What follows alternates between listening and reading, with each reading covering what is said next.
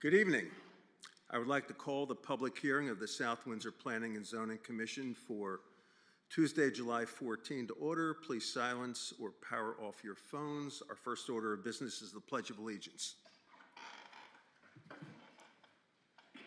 pledge allegiance to the flag of the United States of America, to the republic for which it stands, one nation, under God, indivisible, with liberty and justice for all.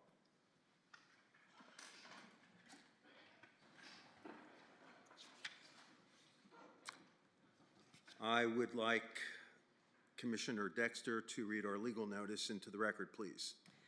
Notice is hereby given that there will be a public hearing on Tuesday, July 14th, 2026 at 7 p.m. in the council chambers of the South Windsor Town Hall to consider the following. Application 26-17P, First Student Incorporated. Request for a special exception to Table 4.1.1A and site plan approval for a school bus storage facility, including a fueling station on properties located at 405 Sullivan Ave, 1 and 2 on Schweier Road, southeasterly corner of Sullivan Ave and Schweier Road, industrial zone. Copies of the application are on file in the office of the town clerk and/or the planning department and online at southwindsor-ct.gov/planning. Paul Bernstein, Chair, Planning and Zoning Commission. Thank you. On our public hearing application, we will first hear from the applicant, then we'll hear from town staff. We'll hear from members of the public who wish to comment on the application, first in favor, then not in favor or neutral. After all public comments have been heard, we will hear from commissioners. If you would like to give testimony, please approach the podium, sign in, identify yourself. We ask that you speak clearly so we can appreciate your comments. Our first applicant this evening is application 2617P, First Student. Can I have the applicant step to the podium, please?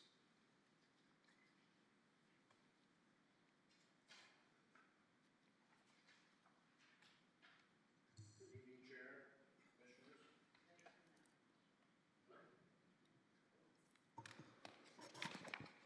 Good evening. My name is Michael Klein. I'm with First Student. I'm the Senior Property Projects Manager for First Student, Inc., based out of Cincinnati, Ohio. We are coming again before the board here in regards to a final special use exemption for a school bus facility for the 405 Sullivan Ave location that's existing. We have been awarded the contract for the South Windsor schools, so we intend to operate our school bus dispatching offices from that location, which will house administrative staff, the driver's parking area, along with the school bus fleet. In regards to that, that's pretty much our application, looking to get a special exemption for that site. That concludes your presentation? If we have any questions for the engineer or myself, we're here to answer any questions. Sure, thank you. So now we will hear from town staff.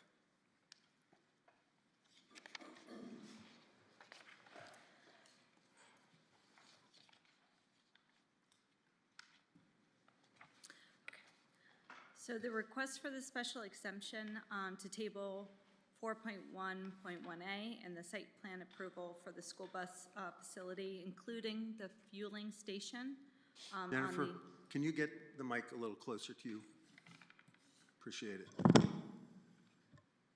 Is this better? Better? A little okay. bit, yeah. Sorry. Thank So the request for the special exception to the table 4.1.1A and the site plan approval for the school bus storage facility, including the fueling station on the properties noted 405 Sullivan Avenue, 1 and 2 Schweier Road, is totaling 4.62 acres in the industrial zone.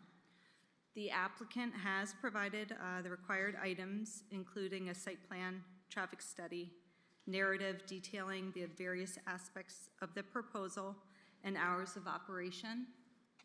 As per the table 4.1.1A, the proposed use is 750 feet from a residential, is past 750 feet from a residential area. The zoning table appears to meet the regulations, however, there was some clarification needed on impervious cover. The three properties are not indicated to be combined into one lot at this application. As per 8.4 of the zoning regulations, applications for special exceptions, uses can be approved after the commission determines that the proposal is consistent with the goals and plans of conservation and development. It's met the requirements of the zoning regulations. The land is physically suited to the proposed use. Minimal, if any, adverse environmental impacts are created, including emissions. No traffic or other hazards will be created. The impacts on the capacity of the present and proposed utilities, street drainage systems, sidewalks, and other elements of the infrastructure will be minimal. There will be minimal or no adverse effects on existing uses in the area. Surrounding property values will be conserved. The character of the neighborhood will be maintained or minimally disrupted. The general welfare of the community will be served.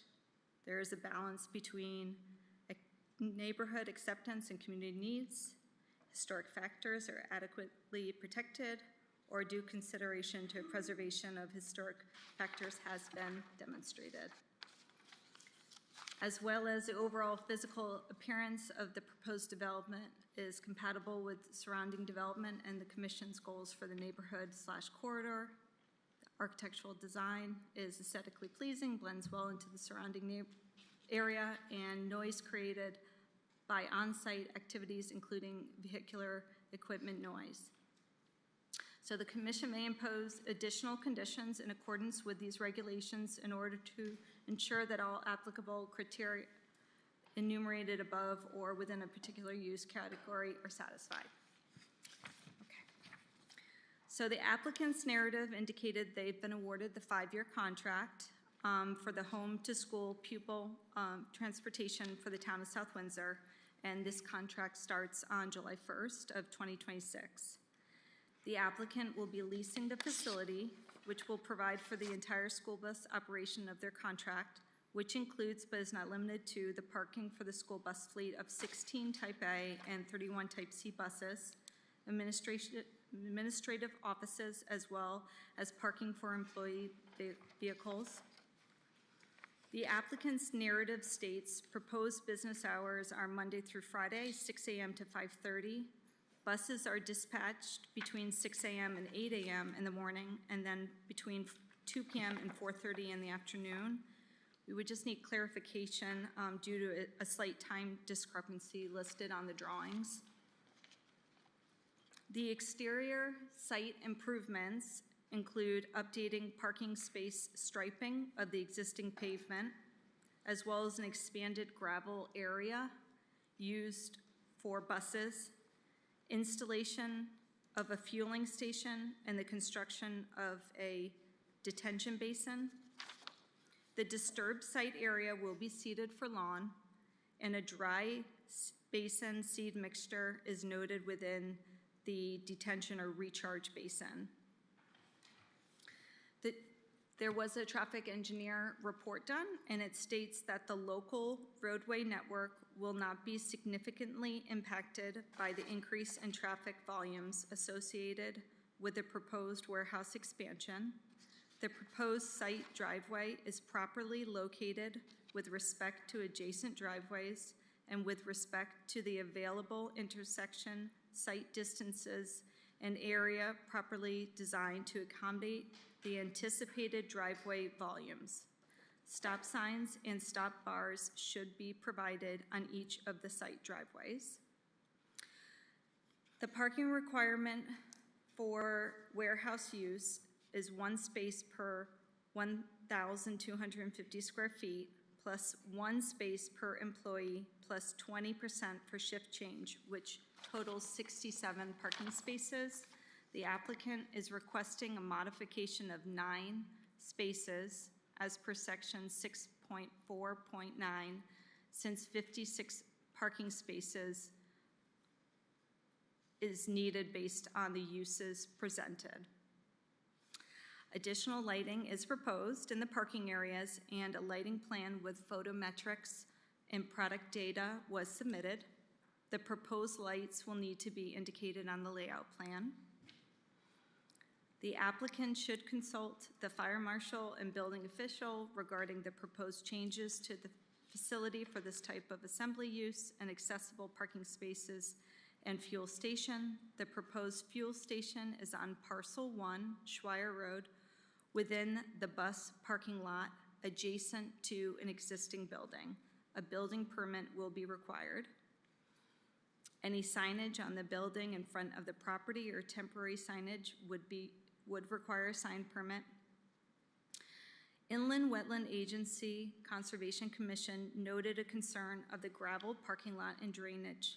Since the applicant noted no repairs and/or maintenance will occur on the site, we would suggest an approval condition that states no repair and/or maintenance of vehicles is proposed to occur on the site.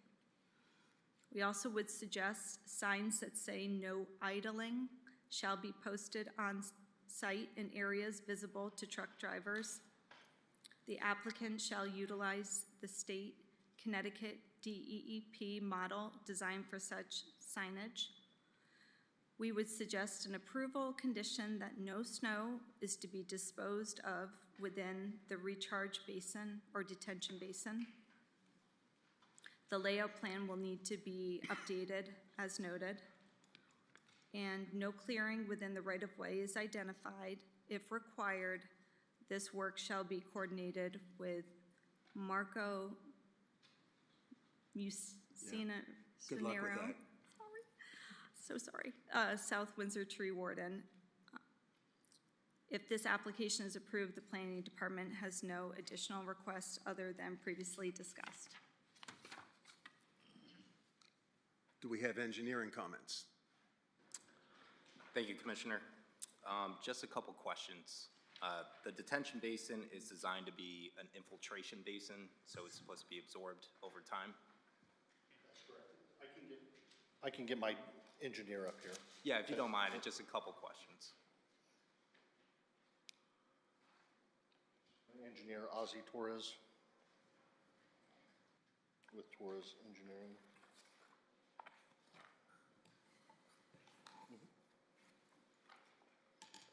Mr. Chairman, members of the commission, my name is Ozzy Torres. I'm a professional engineer registered here in the state of Connecticut. Can you get closer to the mic for us, please? I'm sorry, is that it? Okay. That's better. Thanks. My offices are in Weathersfield, 63 Reed Drive, Weathersfield, Connecticut.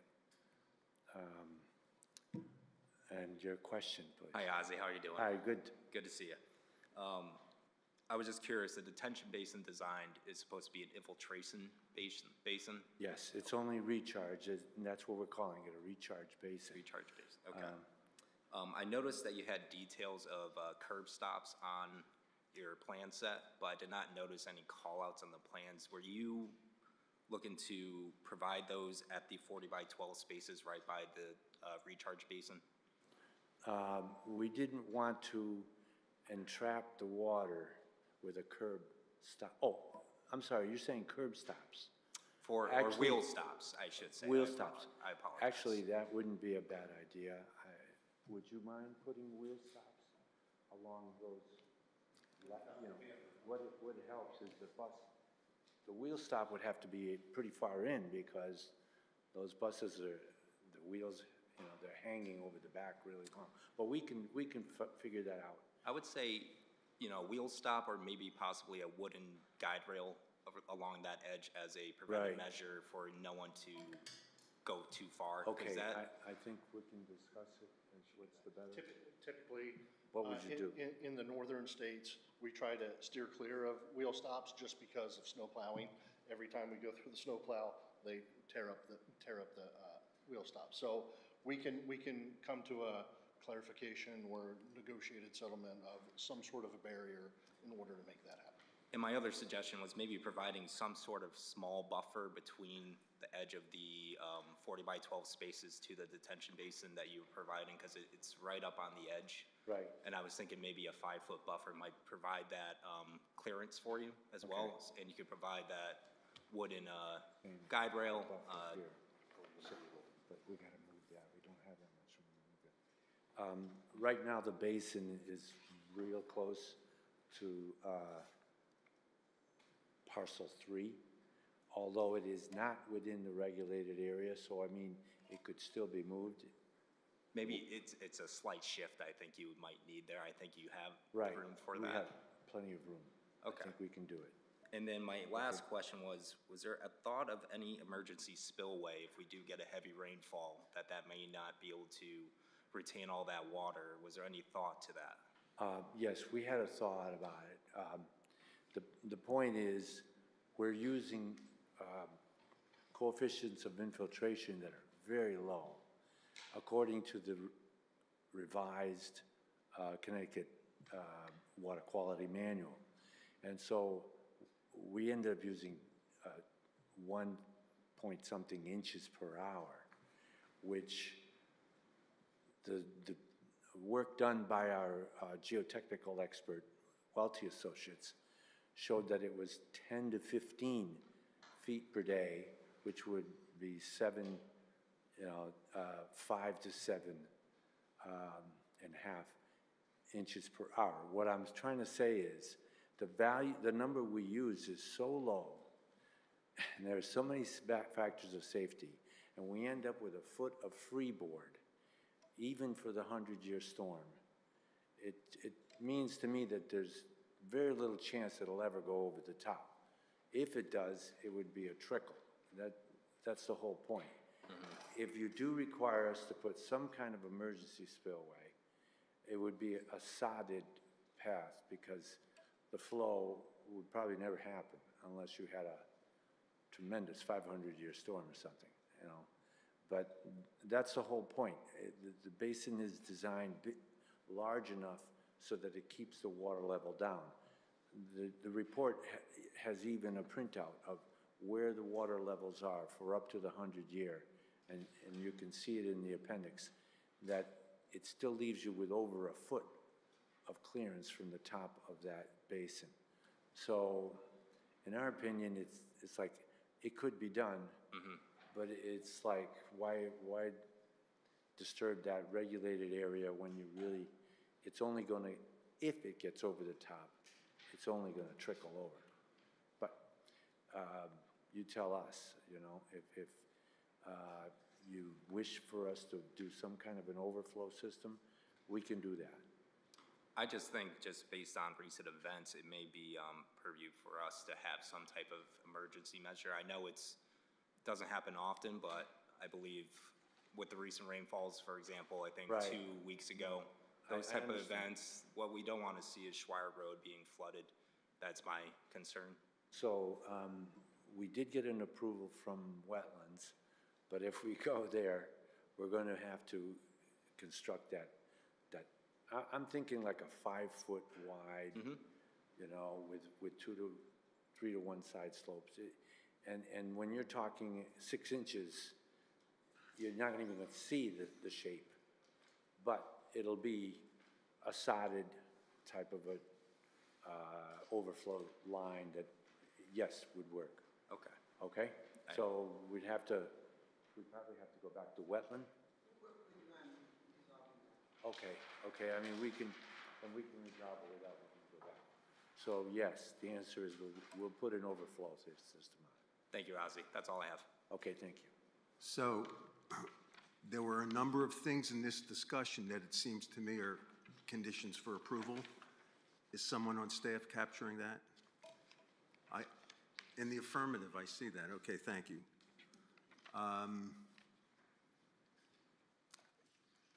And anything else from your end right now? No, sir.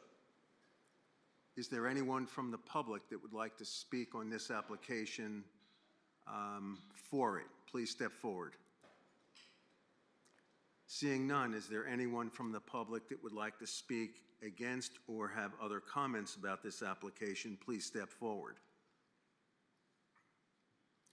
Seeing none, we will turn it over to commissioners, starting with Commissioner Karishi. So I have a question, and it's probably because maybe I missed it. There's 2 entry and exit ways, one on Sullivan and one on Schweier Road. Is there a plan for, when the buses are leaving in the morning and coming back to use the Schweier Road area versus Sullivan? All buses will be leaving from the Schweier Road. So they'll wait at the Sullivan area to go right or left, depending on which They side? will either go right or left, and after receiving information from the school district, we do have a letter that I believe I did submit to South Windsor, to the online site, that indicates there are only 3 buses, potentially 3 buses, more than likely just 2 buses that will be turning left onto Sullivan Ave. So I know someone last time brought up their concerns regarding the railroad crossing, and we have confirmed that there's only 2 buses, maybe 3 buses that will turn left. And so, will there be entry exit directly onto Sullivan from that gate area?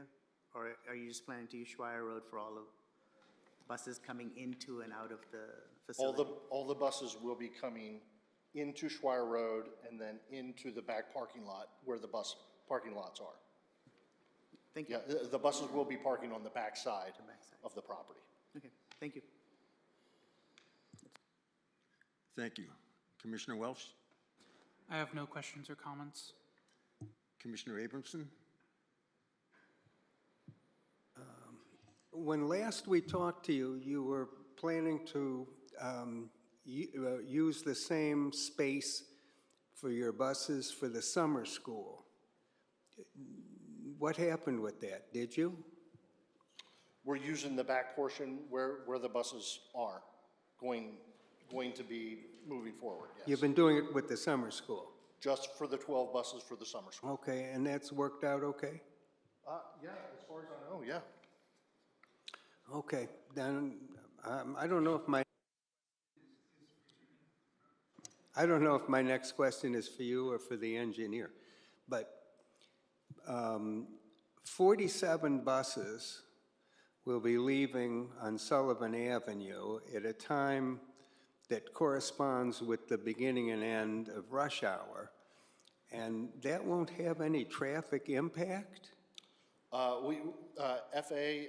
Hesketh, who is a traffic consulting engineer within this area, did a full analysis of that, and they have indicated that there is no significant impact to any traffic regarding the buses. So there are 47 buses that will be housed on site, but I believe there is only 43 routes. There's spares that we park on site in order to make that happen. But overall, he took the overall number of 47 buses, and he indicated that there is no significant impact on the traffic. Can someone on the town staff help me? I find it hard to imagine that 47 buses in this concentrated time period has no traffic impact. Yeah, I can assist here. To be honest, I think, so 36 routes, so really 36 buses will be leaving at the peak hours of the day. And on Sullivan Avenue, I don't foresee much difference in pedestrian traffic or vehicle traffic for our normal routes. It's more going to be on Schweier Road for the buses and the queue length for them on Schweier to get out. So that they're going to be, to be honest, that is where the traffic will be, is for the buses to be able to make these turning movements more so than any actually inhibiting traffic on Sullivan Avenue. Once they make the turning movement, they're going to be able to get to their routes, and it's going to be normal as usual. And based on the traffic report, I do agree with what they're saying here. Okay. The documents that we received indicate that the morning rotation is basically 6 to 8. So it seems to me that those buses will kind of be triaged in and out. Same thing in They the afternoon. cascade throughout that Right, timeframe. because that was a concern I had about traffic impact, but I think with that number of buses, with them being triaged, it probably shouldn't have a significant impact. But then again, I've never read a traffic report that said that there would be a significant impact.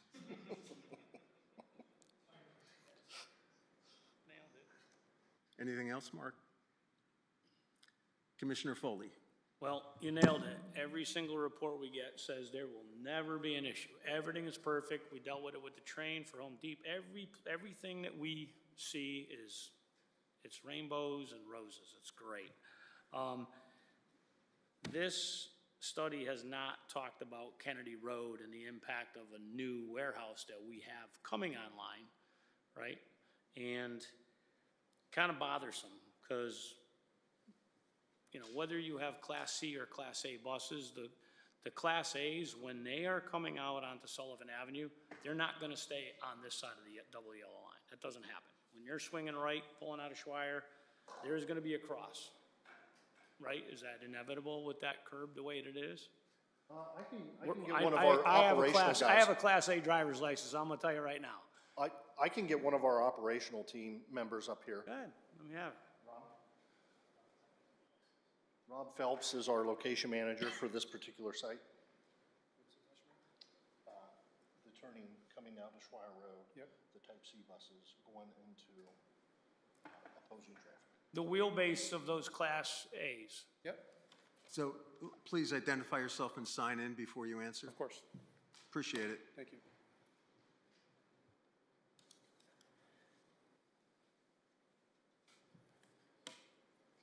I'm Robert Phelps. I'm from Enfield, Connecticut. I'm the location manager for South Windsor with First Student. So the question is, if we're taking a right onto Sullivan Avenue from Schweier, Yep. I don't see this being an issue. We've been running again, the shorter buses. We have not had an issue all summer. I'm out there during those times and keeping an eye on it because I'm concerned with what the traffic looks like. I'm only talking about the Class A's. Okay, you're talking about the big buses? The Class, Yeah, the Class A. Yeah, yeah. I still don't see that being an issue. We do it. They're running down that road now. Now, they're granted they're not turning off of there, but I have not seen any issues. I've seen I've seen tractors and bigger trucks coming out of there. I have not seen any issues yet. All right, the three lots being combined, so we don't run into any issues during your time span of a lease. What's the story with that? With not combining, we lease the facility, so we were looking for the town to provide some leniency in regards to consolidating those lots. And I believe that the director had indicated that they're willing to work with us by not consolidating those three lots. What the discussion was is if we could craft an approval condition that required any future development of those lots have to conform with zoning on their own. I would assume in the future they would be sold off as building lots or potentially as building lots, or maybe be developed as one lot in its entirety. Historically, they've had a parking area on those, so trying not to encumber them from a future use in 5 years from now. So what we were talking about is putting approval condition that at the time of it's no longer being leased as the next use the lots would either have to be combined or used individually and conform with zoning requirements on their own through site plan approval. Or within, especially within our 5-year lease period is the most concerning, right? That your lease. When you abandon when you get done with your lease, how it gets used next would certainly be something that you would want to have a approval condition so that you could revisit the site plan. Okay. And then when it comes to the Class A parking, the Class C, which is up close to the building as it is right now, but the Class A, I mean, on the site plan, I guess we're not really approving a site plan right now, but electrical for block heaters, is that gonna be, you don't use block heaters in New England? We don't have them today, and we won't install them here either. Okay. All right, thank you. Commissioner Dexter. This might be a dual question for yourself and staff. I'm kind of getting back to the impervious coverage, which is 65%, right? 65%? I should know this, Michelle. Okay. So by not combining the 3 lots, are we still at 65%, or is that the issue? We're lower. What's that? We're both? We're lower than 65%. We're lower than 65, so we're not meeting the zoning regulations, right? So Oh, how? no, I'm sorry. As they're used together Less is better. collectively under a lease agreement, you're meeting the zoning regulations. Okay. Correct. So at such time as it's no longer being used collectively as 3, then each lot would have to stand on its own Right. allowance of a 65% coverage. Okay. And you would have site plan approval opportunity, at that point Gotcha. to assure that. So we can craft an approval condition along that, to something to that effect for your consideration.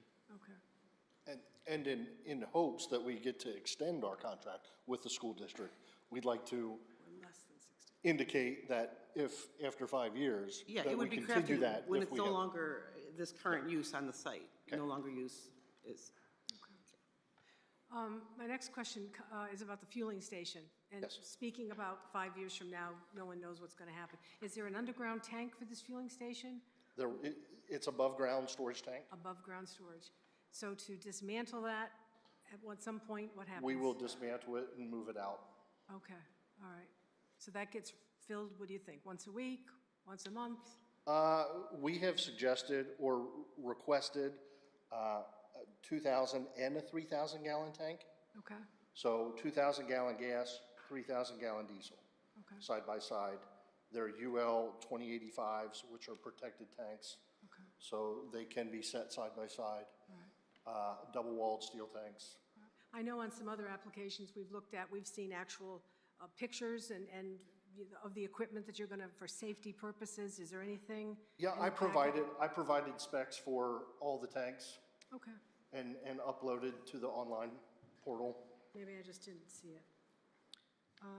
Okay, so following all the rules for that. And I just wanted to make a mention for the whole commission that when we do a special exception, we take special care of looking at the 12 criteria that Jessica read off. And I was wondering if you had any concerns about any of them. Normally, they get spoken to say, this is what we're doing, so we comply with that. For example, minimal, if any, adverse environmental impacts.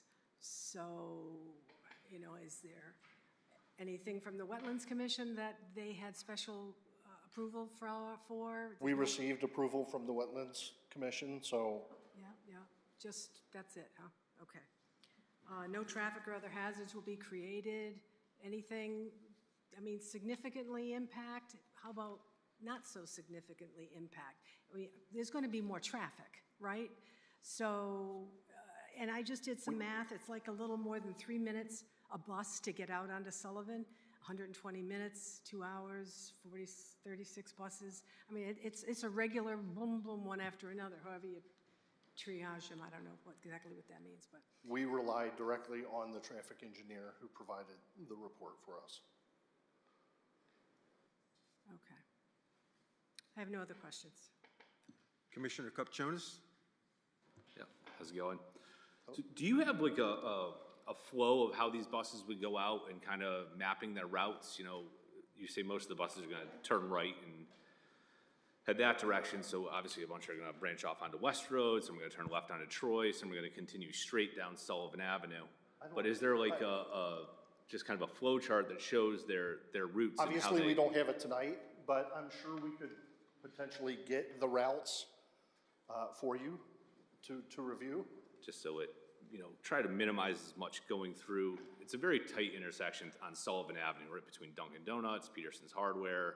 There's a, bridge there, and that's really a very congested area in the morning. Everybody's going to Dunkin' Donuts, getting coffee, and that's kind of, I like that we're mitigating going to the railroad tracks, but going through that way, if there's a way to branch off outside of that, I think that would help Yeah, that flow through that area. If you don't mind coming up here.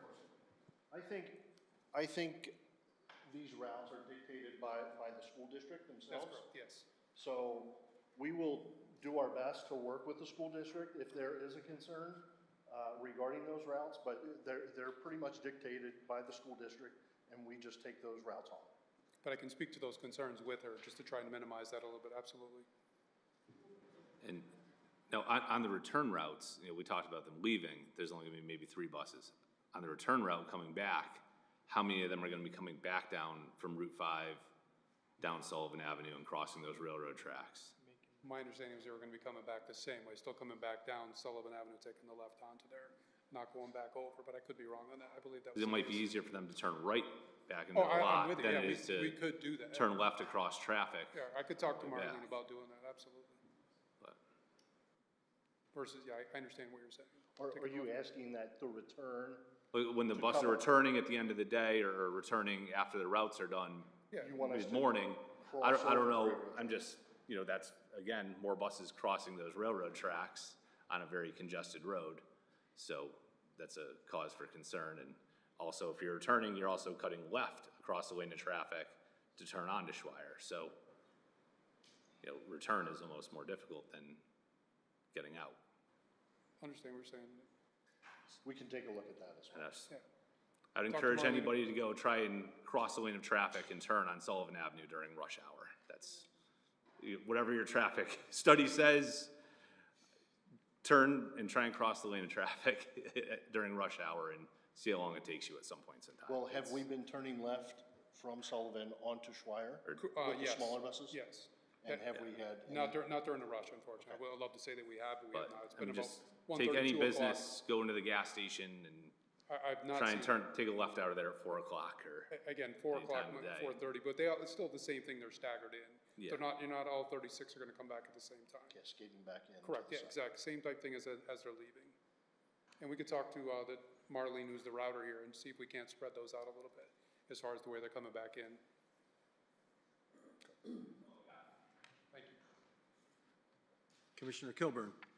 Yes, thank you. On the topic of that left-hand turn, are there any plans to widen the road to allow, I can picture 5 or 6 buses lining up to turn left and not being able to, and people that want to go straight on their day just being stuck and stuck and stuck. Are there thoughts, concerns, or plans to widen the road to allow vehicles that want to go straight, not to sit behind a bunch of buses waiting to turn left? That could really become a big bottleneck there. And without planning to handle it, it'll be very frustrating. On Schweier Road? From the buses turning left from Sullivan onto Schweier, if they're waiting to make that turn for oncoming traffic, a bunch of buses returning at approximately the same time could create a real long line of people. And my question is, are there plans to widen Sullivan to accommodate cars that want to go by the buses on the right side while they're waiting to turn left? There is no plans to widen Sullivan Ave. Is that being foreseen as an area of concern as this plan moves forward? We don't see it, as a company, we don't see it as a concern, just due to the fact that we've received information from our traffic engineer indicating that it's not a concern to him, as an expert on the subject of traffic. Okay. On the existing building you have there, how is that being utilized for your operation? Are you housing buses inside there? Is that an on-site repair facility? How is that being utilized? We are only using the front portion of the building itself for office, administrative, restrooms. The whole back area is unoccupied. No maintenance on site whatsoever. So where are you planning on doing your maintenance for these? We have an East Hartford location that we The one on Burnham Street? that we maintain all the buses. Okay, so all the service is going to be done off-site? That's correct. Okay, thank you. Other questions? I have some questions related to the Planning Department report. I think we've covered the impervious coverage issue. One of the items states minimal, if any, adverse environmental impacts are created, including emissions. So 47 buses, half of them are diesel? 16 are gasoline and 31 are diesel. So if I wanted to argue, yes, there are indeed environmental impacts by that, what would be your response? We have the most, they're brand-new buses, correct? So the brand-new buses have very low emissions as they sit today. So we feel that it is a minor, if any, significant increase in environmental concern. So there's a little bit of a related question I have. Item 15, we would suggest signs saying no idling. That is a company Yeah. requirement. So Commissioner Foley has a Class A CDL. I drove a bus for DATCO. And you know and I know that from December to March, those bus drivers are getting in that bus and they're firing it up and they're putting the heat up and it ain't coming off. They're going to idle until that bus is warm. That's what they do. So we can put signs up, but that's potentially an issue. We can have the operation team come up, but we are very strict company-wide. It's a two-minute limit. We do have, sorry about that. We do have limits on there. We strictly enforce that. We have reports that alert us when they're over idling. We pull reports weekly that show what their idling number is, and we address those drivers as needed, absolutely. Okay.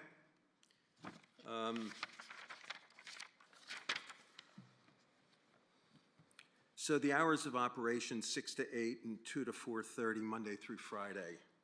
I do believe that DATCO, for instance, used buses for other things, nights and weekends.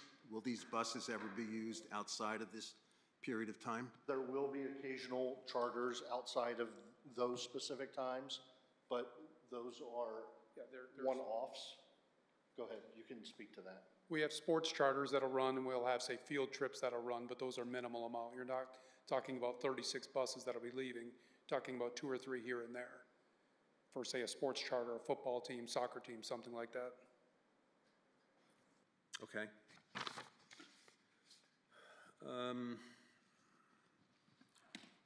So item 14 is a condition for approval regarding no repair and or maintenance vehicles. We capturing that someplace?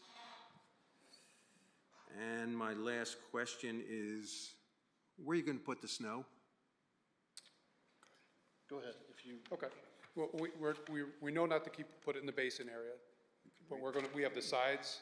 We have the sides of the, behind the property on the side. We can store it there. We can go to the left or to the right. We can store it in piles on there, and if need be, if it gets to be too high, we'll remove it. Our landscaper will remove it as needed. Are you comfortable with that? Certainly hoping we get less than last year, but if not, we'll plan for it. Oh, yeah, we have here, we got behind the. And there are 2 areas actually just before the detention basin as well that we can stockpile there. Okay. Not necessarily in the detention basin, but there are two little grass areas before the detention basin. Can I put on my mic? Yes, please.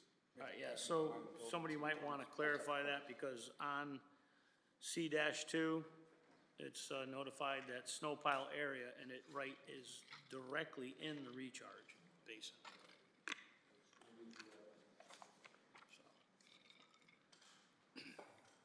And that may just be an indication on the plan to show that other grass lawn area over to the side. That arrow needs to be extended over to that, I guess it would be the plan west side of that. So there's 2 lawn areas in the back there. So that line has to be extended to that. We'll take care of that revision. I did have one other question. Sure.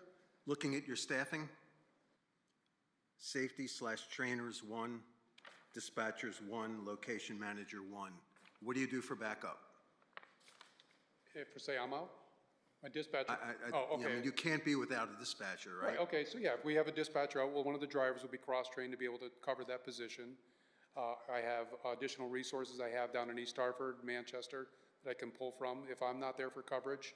The dispatcher can handle it, but I also have a manager in Manchester, East Hartford, or in Tallinn that can help us out. That's all I have. Commissioners, anything else, Just please? one quick question. Sure. You mentioned you have a facility in East Hartford, was it off Route 5 somewhere, I think we said? Do you have room for these 46 buses there right now? No, You do not have room there? no. And I think it's a requirement of our contract to have the property that serves South Windsor to be in South Windsor. It's a weird requirement. Yeah, okay. Please. What are the high school hours? When do the students have to be dropped off by? 7 o'clock.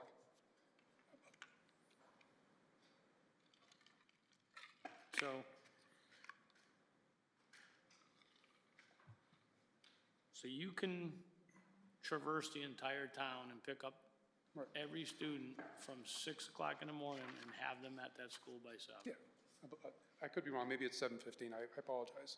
We haven't run the falls routes yet, so. I'm just concerned with Sullivan Avenue and just getting buses out there without having any issues. That's it. Any other questions, comments from commissioners? Anything else from staff? Applicant? In that case, we can close the public hearing if the commissioners agree. We good? Close the public hearing at 7:47. Thank you. Thank you. We will now move into our regular meeting, and my first order of business is to seat commissioners. So Commissioner Lopez is out. I'd like to seat Commissioner Karishi for Commissioner Lopez. That's it, right? We're just missing the one other.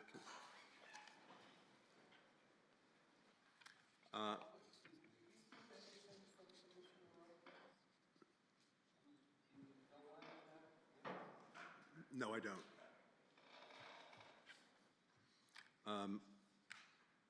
I saw him on Facebook rooting Ecuador's soccer team, but that's the extent of it. Minutes. Do we have any comments about the minutes from the last meeting? If not, we can accept them by consensus. Agreed? Thank you. Public participation. Is there anybody from the public that would like to speak on anything not on tonight's agenda? Please step forward. Seeing none, we'll move into our first application, 2619P, McDonald's Stormwater Basin Relocation.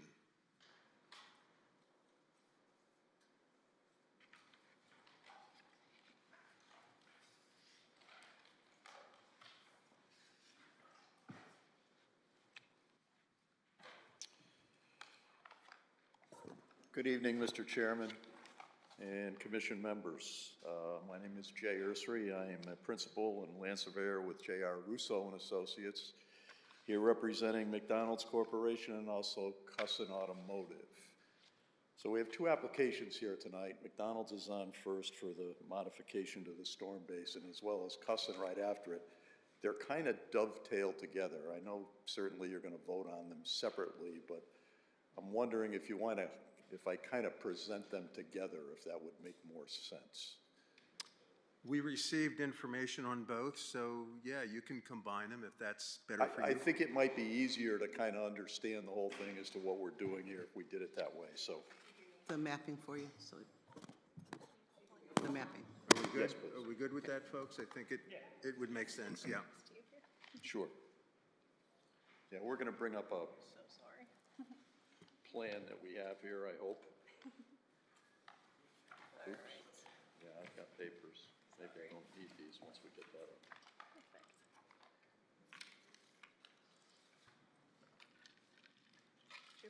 Cussin exhibit, please. Okay. Oh, this is better. Let's get rid of the paper.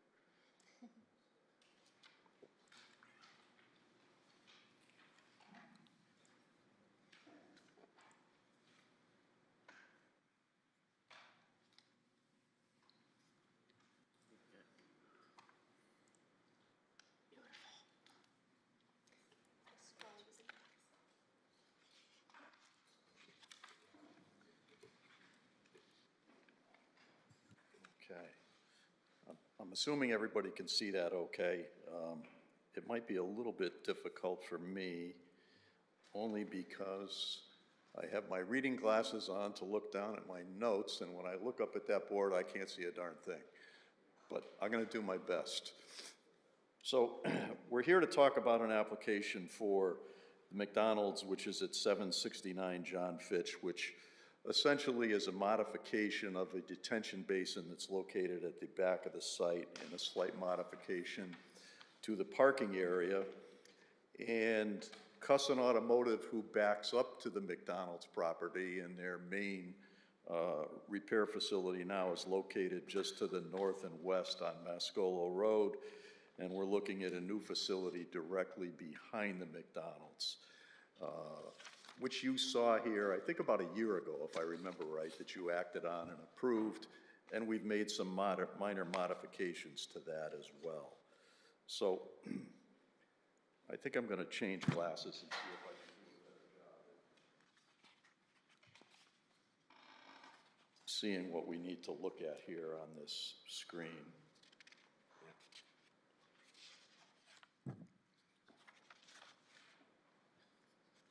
Okay, so let's get orientated here. If we look up at the screen, and you can see where the cursor currently is located, that's the new Cussin Automotive building.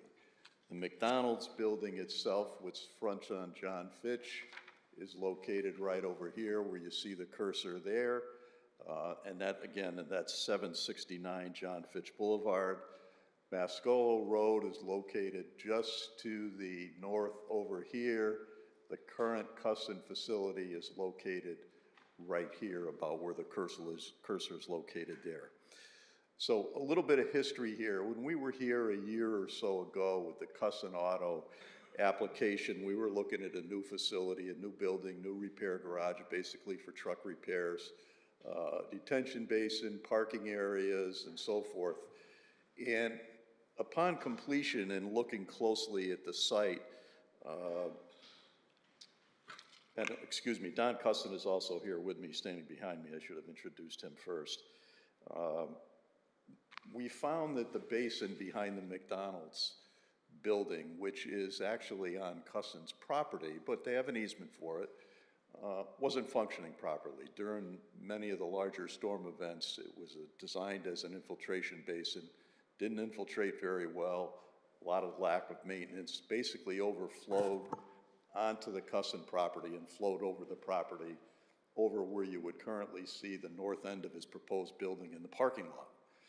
So we didn't go to construction, obviously, because that was an issue. So we got in contact with McDonald's and have been working with them, and they've been very cooperative and very helpful through this whole thing.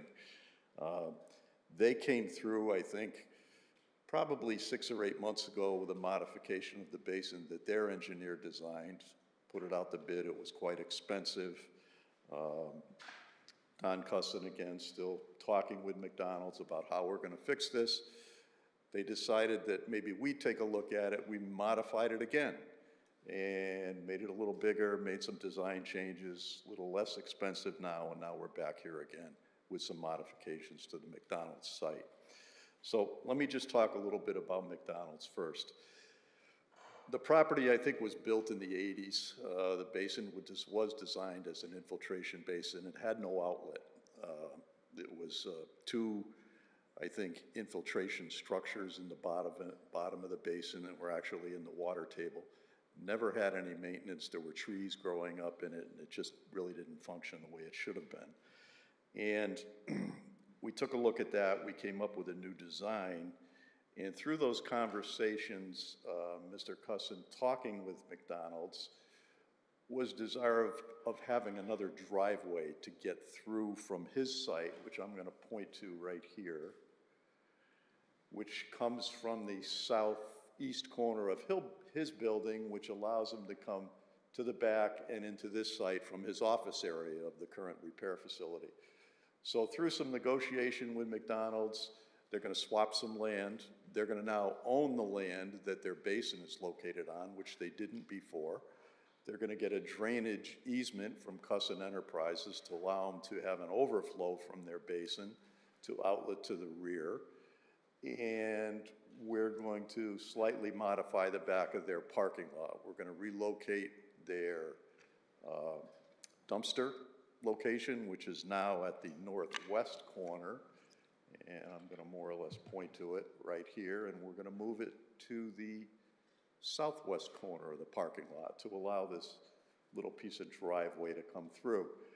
The McDonald's Corp property is going to get about 9,000 square feet, just under a quarter acre, that'll be conveyed to them from Cusson Enterprises, and will be incorporated into their parcel.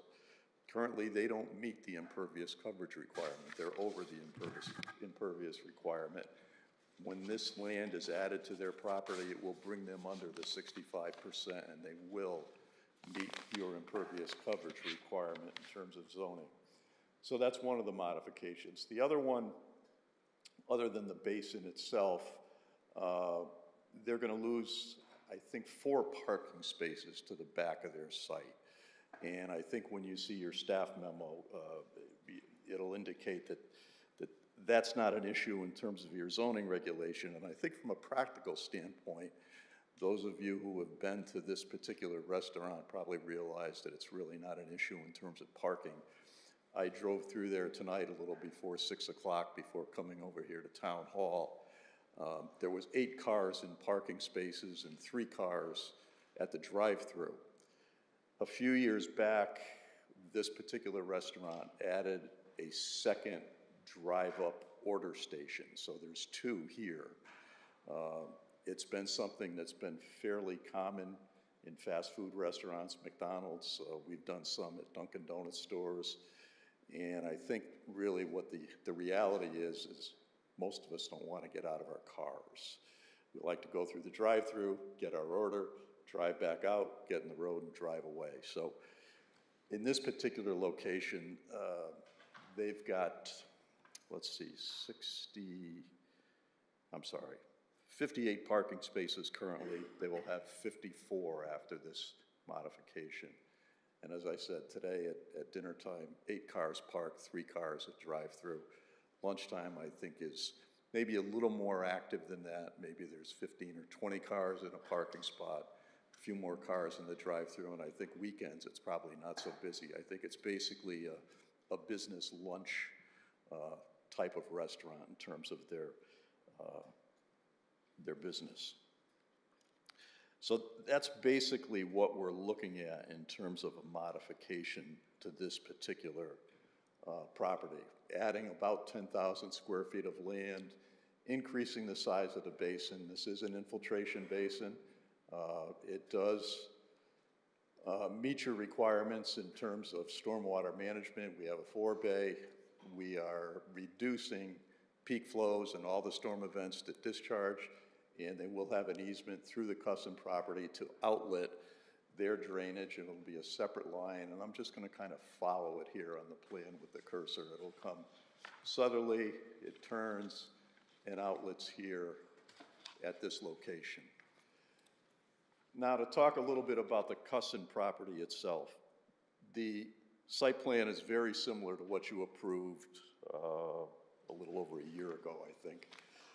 It's a phased construction. The building, phase 1, is 13,000 square feet with a mezzanine storage area above the office that's about 3,000 square feet. The really only difference in the building, and I don't know if you remember from the architecturals that you saw the first time, the office area of the old building was a bump out on the north end of the building, so it was more or less a separate building. This one has the office area incorporated into the main portion of the building itself, so there's no longer a bump out, although when you look at the architectural plans, which you'll have, you'll see that there is a different look to that front area to see the office area as you drive in. The parking area for the office staff and employees is located here, right in front of the building. And then we have bay doors along the sides, both sides, and trucks in for service are parked here and parked here. I think we're looking at 15 parking stalls for office, staff, and employees, which consists of 10 employees and office folks and 5 for folks coming to visit. And then we have an overflow parking here located to the north, which is another additional 15 spaces. There is also going to be an access here that comes southerly and easterly from the site, and I can follow it now with my cursor coming south. It'll then turn and go east through a 30-foot right-of-way and easement and comes back out to Route 5. There's currently a driveway located here that services the Treglia property, which is a used car dealership, which I think when we go back, I don't know, probably 40s and 50s was a filling station. It's an old gas station. They recently put an addition on it, which you may have seen here probably at PCC maybe a year or a little more than a year ago. So there's a 30-foot access easement here, and then there's a 30-foot access easement on this portion that, behind it, which is part of the A&S Boats operation. And then we come into the Cusson property here, which is formerly the, I'm sorry, back here, which is formerly the Deline parcel. And the access comes right out to Route 5. Oh, no, we don't want to sign out. What did I do? Close. Didn't have to call my son. So that's one change that you didn't have in the site plan that you saw before. We're going to utilize this, and I said there is an existing drive here now, and there actually is, for those of you who are familiar with Route 5, there's a few areas where you have the median that's cut through where you're able to cross. This happens to be one of those areas. The same thing is up at Mescolo Road where that comes out. There is a cut in the median there where you can actually come across the median and make turns in both directions. So this one is similar. Uh-oh. Updates are underway on this device.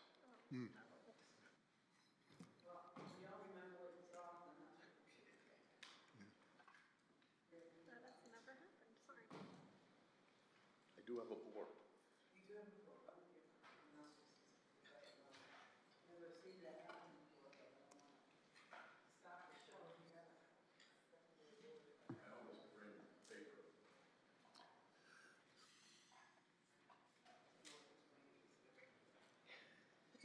For my first time using it too.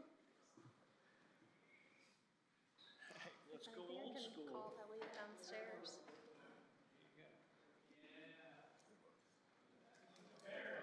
When you're old, you bring this up. Yes. It's not going to be easy for everyone to see this.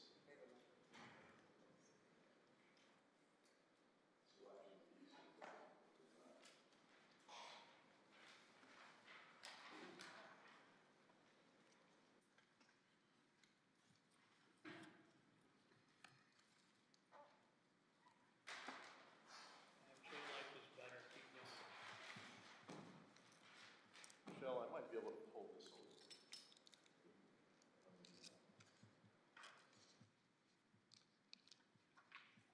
Maybe if you move the easel by the podium, you can work with both. I assume he needs to be speaking in the mic? Yeah.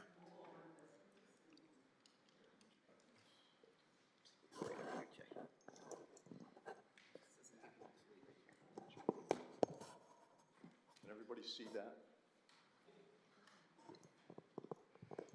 Okay.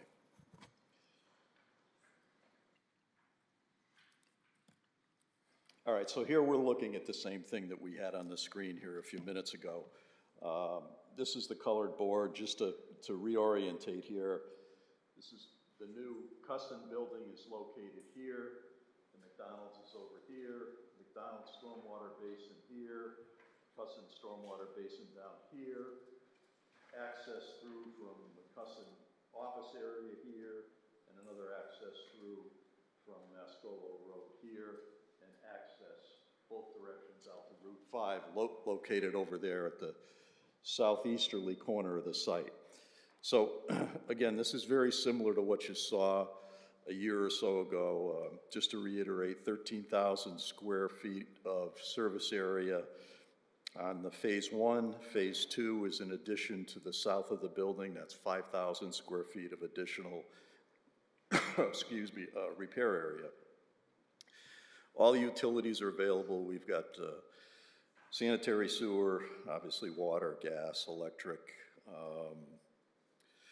Again, we went over the parking in terms of 10 employees, 5 visitor spaces, and the overflow parking area, and the 30-foot access easement out to Route 5. Site lighting is pretty minimal.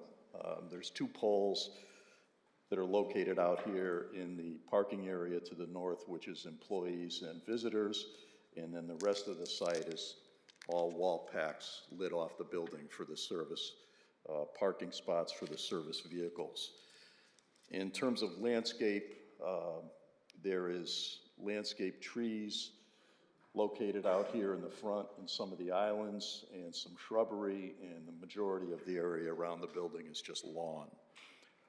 Architecturally, you have some plans there, I believe, that are in your plan set.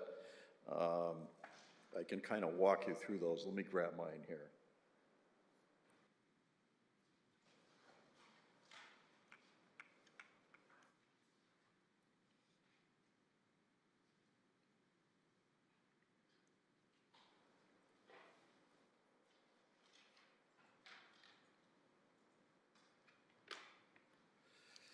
So as I said earlier, Phase 1, 13,000 square feet, first floor, office area, which consists of a reception area, a parts room, a service, toilet facilities, and a lunch area, again, for the employees. The second phase is 5,000 square feet of more service space.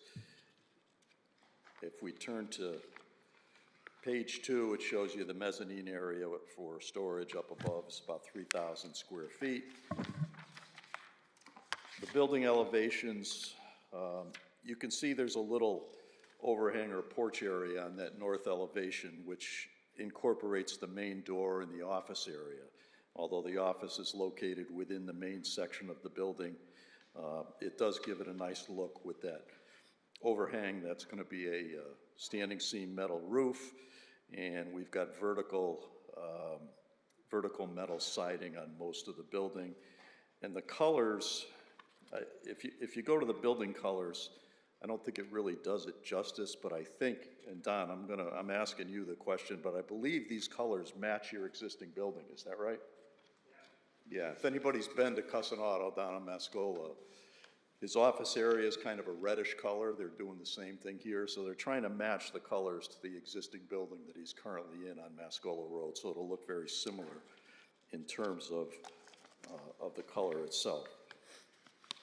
So that's a basic overview of where we are. It's a site plan modification, if you will, for the McDonald's, for a little bit of reconfiguration of the land between him and Cussin. McDonald's is going to gain about that 10,000 square feet. Modification of the basin, move the dumpster pad, and reconfigure the parking lot slightly. And in terms of Cussin, again, a new building, a new access out to the southeast corner of his building, and an access out to Route 5 utilizing existing easements and rights-of-way that are located there. So as I said, that's a basic overview. If anybody has any questions, I'd be happy to answer them. Thank you.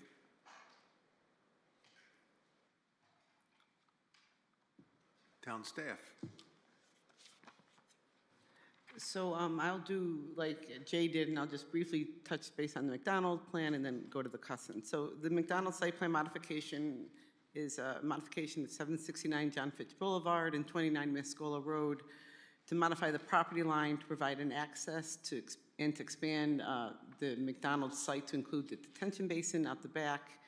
And it's also showing a new discharge plan on 29 Mascola Road out of the detention basin. And this is both in our general commercial and our industrial zone, these two properties. So as indicated, the site plan modification will give enough land, about 1,000 square feet, so that an access drive can be put in from the existing Cussin Automotive into the back of the property. The relocation of the dumpster to the south side of the site will eliminate about 4 parking spaces. One of the things, the original McDonald's goes back to 1985. The original site plan approved showed the 58 parking spaces. Kind of interesting, today we would require 80 spaces. It kind of makes you think we maybe need to look at our parking regulations for fast food regulations. But this is a request of a reduction of the 4 spaces that were originally approved on the plan. This does make the site compliant from an impervious coverage. We're going to go to 64% impervious coverage with the addition of the green space. This did receive there are regulated wetlands that were created in the detention basin as a result of the detention basin, so it did go through a wetlands permitting process for these modifications back in 2024. They approved it with bonds in the amount of $5,000 and for the E&S measures and $20,000 for the stormwater structures. If this application is approved, the planning department would require, as part of the lot line revision, two new deeds to go on file describing the properties, particularly for the assessor's records to be updated. Moving on to the Custom Automotive site plan. So Jay thinks it was a year ago. I have my notes that it was 2023 that we originally approved this. So I think Jay was clearly older than me. So this was in front of you back in 2023 for a site plan facility. It's a 2-phase project. This project has $13,000 in the first phase, $5,000 in the second phase for automotive repairs, and this is at 753 John Fitch Boulevard in the industrial zone. For those newer commission members, Mr. Cusson got a zone change from general commercial to industrial before he came in for this site plan. So this has kind of been talked around for a couple years. The site size is 9.2 acres. There's several points of access now. The access through an easement along the eastern edge of Progressive Sheet Metal, that is off of Mascola Road. There was an original land swap that got that access with the original plan. That original plan was never filed, so this is kind of like the new site plan that's in front of you, but they did do the land swap through a lot line revision. So their access is coming off of Mascola Road. There's also now with this plan an access coming off of Route 5 along the Route 5 motor car site and the A&S boat property site. This is an existing 30-foot easement that was granted, I believe, at the time of the original subdivision of those lots. And then you also have this new driveway coming in from the existing parking lot into this new site. The impervious coverage at full build will be 28.5%. We allow up to 65%. It appears that all other zoning requirements have been met. We don't have any real prescribed parking requirements for automobile uses. You could have broken out the office. But anyhow, they came up with a number of 15 spaces with 14 additional overflow spaces, which based on their use seems to be adequate. The original plan did have provisions for EV chargers, and they don't seem to be on this plan. Again, our regulations require EV chargers with 16 new parking spaces, so the way I would read it, you would need to provide 7% of the spaces to be EV ready with 3% wired for use. The years change, and we're in 2024, so the requirement changes. They have provided landscaping plan. This does have a 50-foot buffer requirement because this property does abut residentially zoned land to the west. The applicant proposes to use existing trees that are in the area for that 50-foot buffer, but just to note that it is abutting residential properties. The closest residential property is 2,500 feet from the site. Outdoor lighting's been addressed. This did go to design review back in 2023. The changes were so minor that and didn't seem to be too impactful that we reviewed at the staff level. But back in 2023 with the original proposal, they were satisfied with the colors and the choice of the design for the record. It should be noted that outdoor storage is permitted in our industrial zone, provided screened from public ways. These activities are in excess of 300 feet from John Fitch Boulevard, so it doesn't really seem necessary that any special measures need to be made. Additional landscaping could be added to screen the activities if it does become that it's really visible from the Route 5 area. This application has wetlands on site. They did receive a wetlands approval back in 2023. The bonds requested at that time were $10,000 for erosion sedimentation and $25,000 for installation of stormwater structures. Public water and sewer are available to the site. Most of the utilities will be coming in from Route 5. It seems like electricity will be coming in from Mascola Road. Water Pollution Control Authority approval is required. The site plan approved, the planning department requests a new deed be filed at the site plan filing again for that lot line revision. And there are no other comments at this time. Thank you. Thank you. Would any members of the public care to comment on this application? Please step forward. I would just note it's not a public hearing that we're in, just so you realize. I'm sorry. You can still have public comment, but I just wanted to make sure that you realize it wasn't a public hearing. My bad. So I can speak? I'll listen to your comment. Thank you. Identify yourself.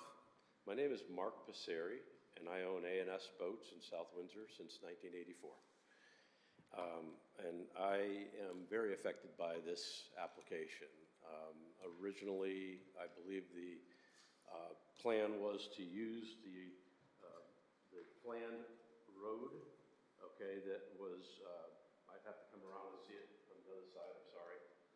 But there, my property is 729 John Fitch Boulevard, okay? And I own also 735 John Fitch Boulevard. So this property now, the way we want to bring the plan out, there's a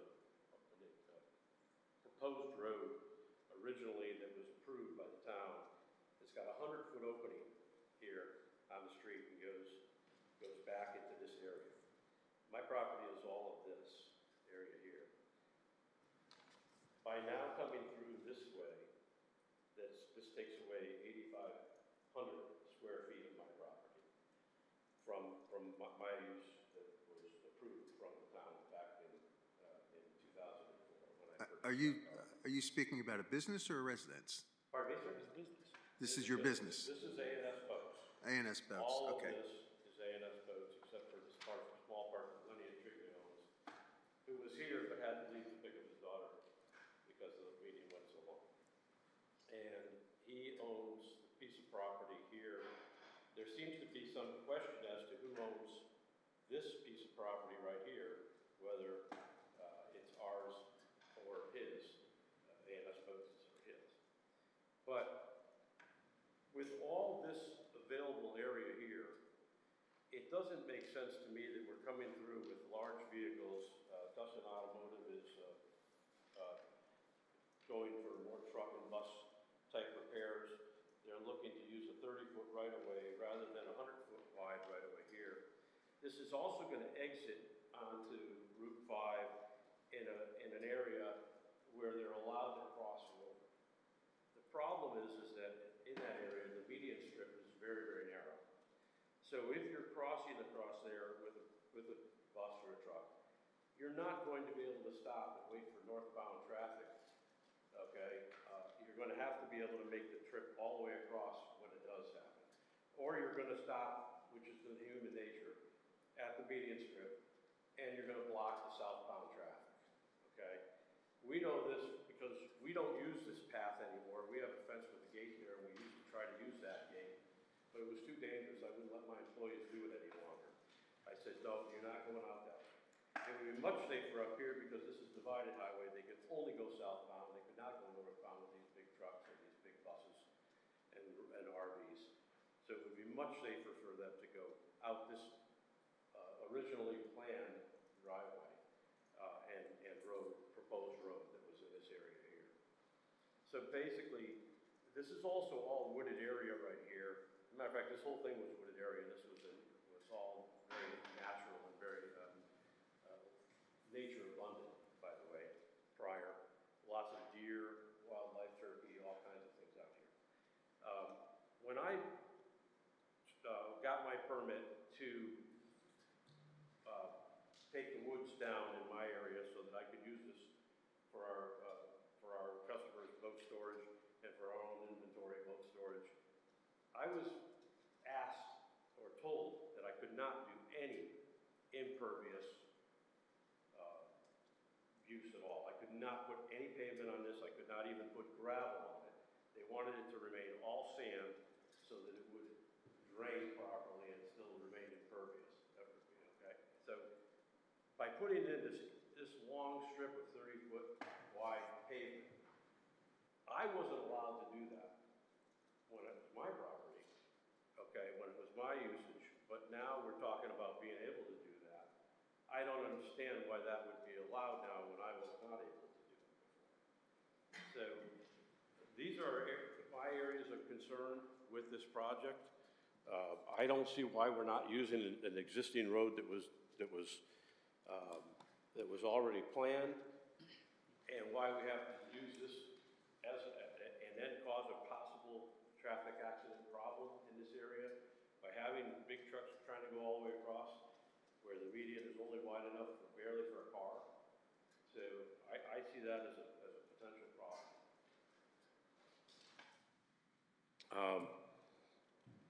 Like I said, there is also some question as to who owns that 30-foot strip by 100-foot strip in this area. On my plans, it says it's unknown. Those are from the town. Those are approved by the town. So how can we have a right-of-way across a piece of property we don't know who owns? So those are my concerns. Thank you. So from a process point of view, I made a mistake. This is not a public hearing, but I appreciate and respect your comments. And all I can think to do at this point is ask town staff if you have any comment on what was just presented. I would certainly like to hear. Well, I'm going to defer to the applicant because, I mean, there's easements of record on file for that 30-foot easement that, you know, and I think the plan that was approved for A&S Boats showed that 30-foot strip is a non-usable area on his site plan. So it's kind of like the 30-foot strip's been known for many years to exist out there. As far as its ownership goes, our land records show properties with ownership, so it does have an ownership record in our land records. You know, I'm not a title searcher to do the deed research, and that's why Mr. Ursary here can probably best address the easement question, I guess. Okay. And just a quick comment about the road that you're referring to. It may have been, you know, when you look at the design of how land was left behind, it certainly looks like 100-foot that in theory, somebody could come in and do a subdivision with a road. I don't have any knowledge of any plans that were ever approved by the town for that. Certainly not in my lifetime here, there weren't. But the way the land was left behind, you could see where maybe someone thought at some point maybe they'd put in a road and make some lots or something. I don't really know. It was generally commercially zoned, so it could have been a commercial idea. I have it right here. Reserve for future street right on town. Yeah, we do that quite often with our land, you know, we do for, when we subdivide land, we often leave enough for a road in the future. So this happens to be a zone that it could be a building lot with the width of it. It doesn't necessarily have to be only a roadway. It's not like a 50-foot strip. It's a larger strip than that.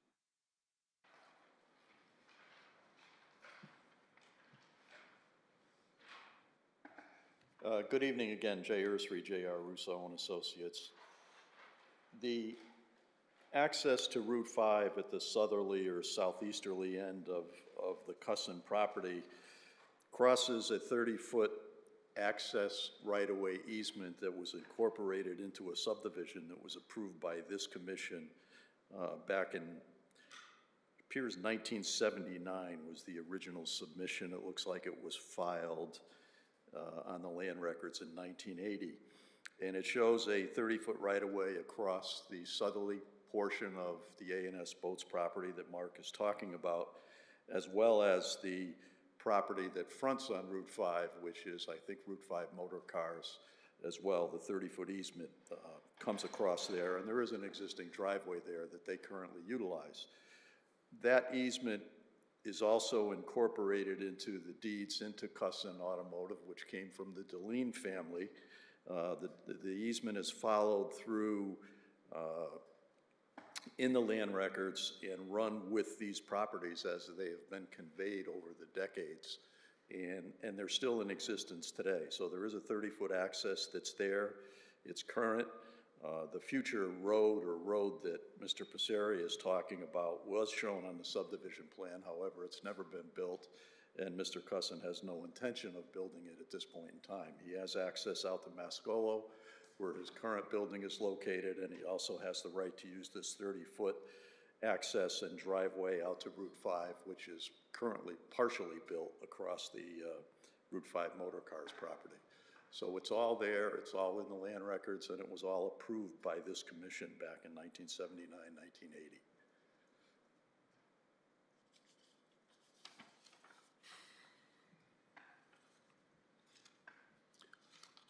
So we'll move ahead accordingly, and at this time, we'll ask commissioners for input, starting with Commissioner Kupchonis.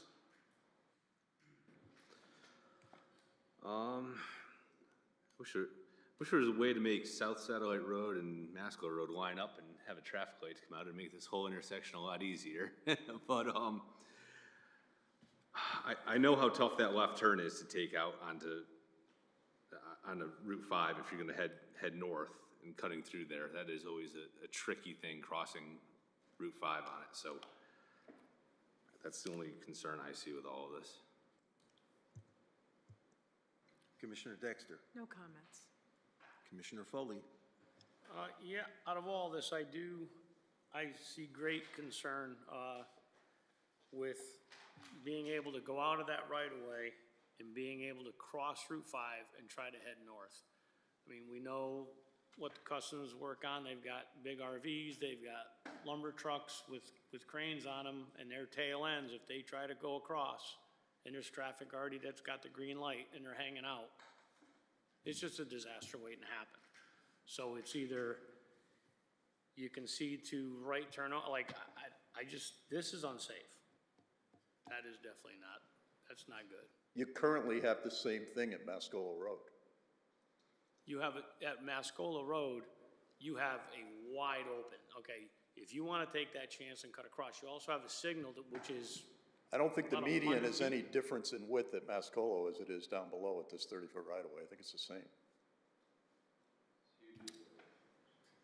So now we're gonna put two places there. So now we're just gonna amplify. So, I'm I just guess saying, all I'm saying is I think it's the same thing. I don't see it's any different. we have a signal right at Mascola, at the mobile gas station and Unique and that whole intersection.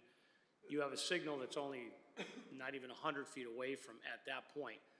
You can time it out better. You know what I'm saying? It's a little bit more, let's take it all out of consideration of where things are. Let's put some common sense into it. So now, we don't wanna wait up at that end, but we're gonna sneak out this other side. And those people got the green light heading south. We got a truck pulling out that wants to go north, doesn't wanna wait in any traffic or queuing on Mascola, cause there's other commercial buildings on that road. So we're gonna put common sense into this. I'm saying that this is dangerous. That's me. Go ahead, Don. If I may, Don Sure. Cussin, owner of Cussin Automotive. So we all know that whole intersection area is a fiasco, there's no doubt about it. There's a level of common sense that has to come into play. Every single day, my technicians, my employees are directed to take a right down Route 5. We never go across Route 5 to test drive a vehicle, take a vehicle out on the road. We go right. Now, that's not to say that there's not a customer that wants to take a vehicle and try to cross Route 5 and go north, etc. I can't control that. This same exit out the back is the exact same conversation. No one is to go across Route 5 to go north because of that whole area. We know what it's all about. Our design is that it's used to go right. Yes, there's a cut through there. I can't stop a truck that wants to go out of there that's not my employee driving a vehicle. But as we currently have that intersection that is there, we know the accidents that happen there. We all know it. We all know about having the time to get through there. But I'm saying the exact same thing. Gentlemen, we're not going across over there. Yeah, there's a cross there, but we're going right, no matter what. That's how that would be used. I don't want to put my guys in jeopardy or my customers' vehicles in jeopardy. There is a level of common sense. I couldn't say that any further. All right, so I guess this is, well, it's for either one of you. You're the landowner, but is there any way that we can, is there enough room to basically force traffic to only turn right and to never go straight across? Is there on that 30 feet, when you're trying to get a Class A RV or a lumber truck from General Building Supply or Lion Billiard, to, I don't think we have the right to do that because we're not the only ones that have the right to use this access. There are other folks that have the same rights that Cusson has. So I don't think we can limit so. access or the I thought we drive. just, hold on a second. I thought we just went through that Cusson is the owner of this. He's also talking about that corridor that goes across, sorry, what was your name, sir? Mark Passeri, A&S Boats. Yes, that goes across. Goes across my property. Yeah, the road goes across this property. Yeah. Is that the argument that we're having? Cusson has rights over the two properties to Route 5. And I agree with Jay that I don't think they have the right to change the pattern of that exit without the other two property owners agreeing, because they all have the same rights of that access easement. So let me make a suggestion, and let me make it clearer. So With common sense. So we know what we're all talking about. We have Route 5 motor cars, which fronts on Route 5. They own approximately 100 feet in depth. A&S Boats and Cusson Automotive have the right to cross that 30-foot strip on Route 5 motor cars to get out to Route 5. Now we come in, we have A&S Boats, who has about 300 feet, 270, I think, with a 30-foot strip that Cusson Automotive has the right to cross and then ultimately cross Route 5 motor cars to get to Route 5.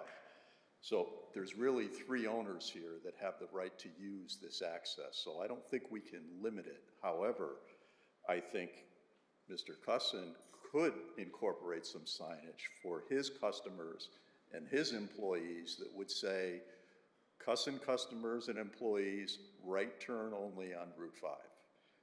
And I think that's probably the best he can do, and that's what he's instructed his employees to do currently when they leave Mascola Road.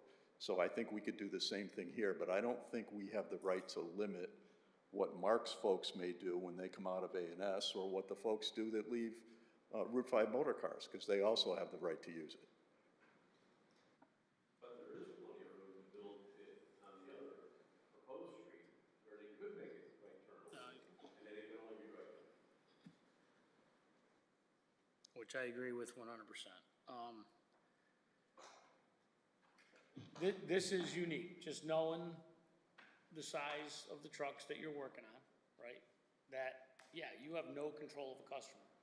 Somebody comes in with a 32-foot rollback truck and they say, I'm out of here, I'm paying my bill, I'm gone. And they're kind of directed to go that direction. Maybe we direct them to go back out to Mascola. So Your guys use this for test rides and so the design, this is the reason why I did a land swap with 49. So we have access in through there, and if we need to exit out there, they can exit out there. That exit out onto Mascola, we're trying to eliminate a little bit of traffic on Mascola Road. I don't know the last time anyone here went down that road. So we know how busy that is. We're trying to eliminate in and out traffic, just going in and out on Mascola by going out the back and taking a right around. That's that design and that thought process. It doesn't mean that we can't tell our customer, hey, are you needing to go right or are you needing to go left, wherever you're going to. It's gonna be difficult to control that, say, sir, you can't take a left. Common sense is gonna tell everybody, as we all drive, this is crazy, I don't wanna go across there because I can't time it. And we know what the traffic is first thing in the morning, and we know what it is from 3 to 6 o'clock. I don't see how I could control that. And to his point, people that, at the car sales lot, these guys are going in and out of there, and they're going left, and they're going right, everyone's going all over. They're granted they're driving cars. a car will fit on an angle in that median divider. Yeah. A truck that you work on will not even closely work fitting, going north and turning into it. If they're stopped and waiting for cars north, now we've got another basic intersection, is what we're saying. Right now, it's a right of way, it gets used here, there, and whatever. No, Now we're gonna encourage large truck traffic into that intersection. That's what I'm, Well, I don't think we're gonna encourage it. I think a truck driver's gonna see what that's all about. He ain't going that way. He's not gonna go left. A true driver is gonna go right. They're not gonna go down there. It's very similar to Mascola coming out. It's the exact same thing. We all know what that's all about. I have employees that will never take a left or go through to go left because they're just not gonna deal with it. Because it's a bad intersection, there's no doubt. all right, I have no more. And we have no issue adding the signage Yeah, I have no problem. for all his customers, and obviously the employees know. In fact, you could add the signage both ways, I suppose. Yeah. Mascolo and the south entrance. I've only been there a few times since I started working for Don. Other than that, I probably never drove down Mascolo Road in the last 50 years, but I will tell you, when I don't drive a big truck, I drive a little truck, but I'm not going left. I take a right every time, and I go down and turn around and come back. It's easier. Michelle, are these two applications, is it required we act on them tonight? No, I mean, you have 65 days to act on a site plan, so you've got time. Given what has transpired, I feel as though there has to be some, I don't know if the word's mediation or compromise, but a meeting of the minds. I'm sorry, I didn't hear the last part. A meeting of the minds. In what regard? I hear Commissioner Foley's concerns. I literally live around the corner from this, and I've experienced, I go left coming out of, I will go to McDonald's, cut through the mobile station, down Mascola, and I go left to go home. The most dangerous thing for me is I can't really see cars coming because of the gate, the fence. And I never thought about what that would be like for a larger vehicle, but that's pretty scary. So I don't know what the solution is as I sit here, which is why I asked the question, can we buy time to get this?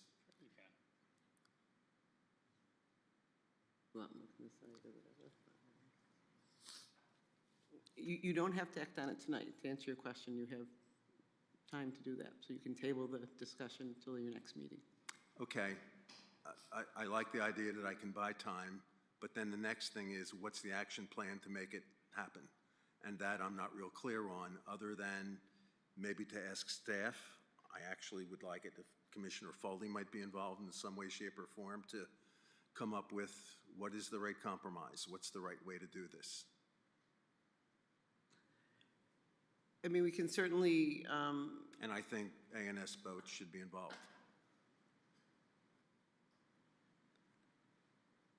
I guess I'm not really quite sure what we're going to mediate, because, this is an applicant that has a right to use and access in a certain way. I'm not sure, this is a site plan, this isn't a special exception, so it's not like we can, do a lot of conditioning of it. So I just am a little bit concerned what we were being, I certainly have no problem tabling it to go, we can go take a look at the site, go out do a site visit with them out on site with staff and see if there's something that becomes apparent out there, and we can certainly ask our police for some input on it and report back to you. I don't really think trying to mediate something is really appropriate at this point, but we can certainly take 2 weeks' time and step back and take a look at it. A site visit, I think, is an ideal situation. Okay, so we can certainly work with the applicant and his representatives and facilitate that. Come back in 2 weeks and see if we've come up with some type of solution that might help along. Or at least, at the very least, we can talk about the signage or what other kinds of means that we can look at to do to address it. And to the applicant, I apologize that I don't feel like moving, on with this tonight. I know that you want to. I just feel as though, there are some concerns being expressed, and from my perspective, I just want us to do the right thing. And I'm not sure I know what that is. And what I'm getting is we as a commission may not be sure what that is. So let's buy a little time. Let's do a site visit. Commissioner Foley said he'd bring one of his trucks to kind of, test his theory at least. is, but I'll just, I mean, we can. Yeah, I think what we're, Got 100 trucks over there. I think what we're hearing from Mr. Cussin is the fact that his employees and his staff don't go left. Not talking about them. No, I understand, but let me finish. And he encourages and will provide signage and strongly encourage his customers not to go left. However, I guess I would say, if they're gonna do it, they're gonna do it. I don't think he can stop them from doing, because it's available. It's there. It's the way the highway was designed. And I don't think we can change that. Yeah, we do not continue on with mistakes in life. If there's an issue, we try to solve things. Just because something was permissed back in the day, we do not continue to make mistakes. That's our job, is to try and protect the community, okay? Does that make sense? That's common sense, Yeah, I understand. okay? I understand. But, so let's do a site visit, okay? Again, we don't amplify, we just do not continue to go on decisions that were wrong back in the day when South Windsor had a high school graduating class of 110 when this was approved, and now we're at whatever, okay? The town has grown. We're at 27,000. This was done when the town was 10,000, okay? Step back, we'll take a look at it, make the right decisions. Find out, first of all, can we put signage on the median on state land? Is that permissed? Can we do that? No. No? Well then, that's Not one more without thing we need permission, to know no. about. So let's do the right thing. We've done a lot of good things here. We've also made mistakes. And what we're trying to do is not make another one. How's that sound? That's my opinion. There we go, I'm good. Is it possible to connect the fence in the median so that you have to go right? I'm sorry. Is it possible? I don't know the answer to that. It might be possible, but I can tell you it's not gonna happen quickly, because we're gonna be dealing with DOT, and it's gonna take, could take years, I don't know. It's not gonna be simple. Turn your mic on, please. Yeah, I'm gonna open this up to commissioners. Go ahead.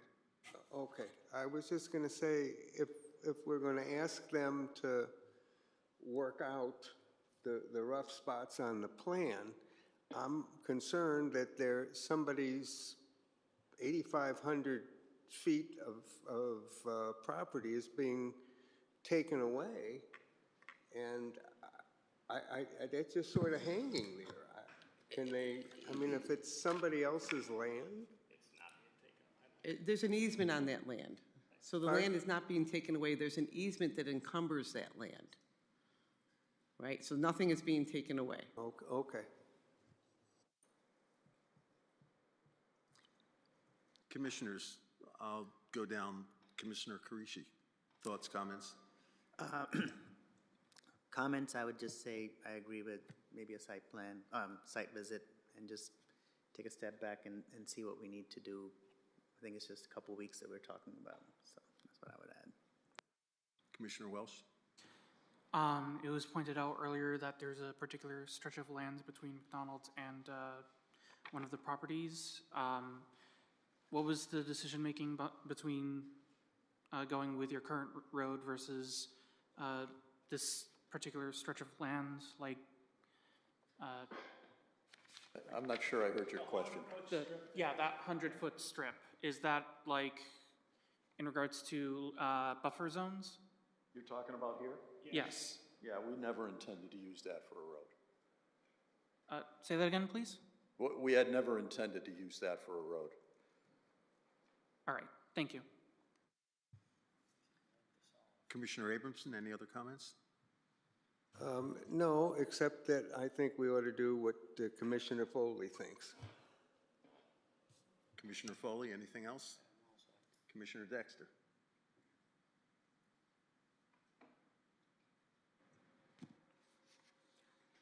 No comments. Commissioner Kupchonis? I really do think we have to take a look at it. I know your drivers are gonna listen and they're gonna do the right thing, but you know how bad some of these drivers are out there today on the road. And you're lucky if they can redesign in English. So just, we need to look at this and mitigate what could be a really bad accident on Route 5.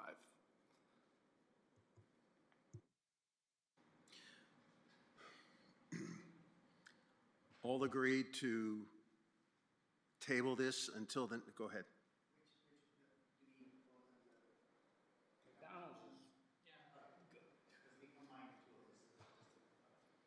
Yeah, you could take the action on the McDonald's if you wanted to, separate from this, and Thank you. table the other one. Sure.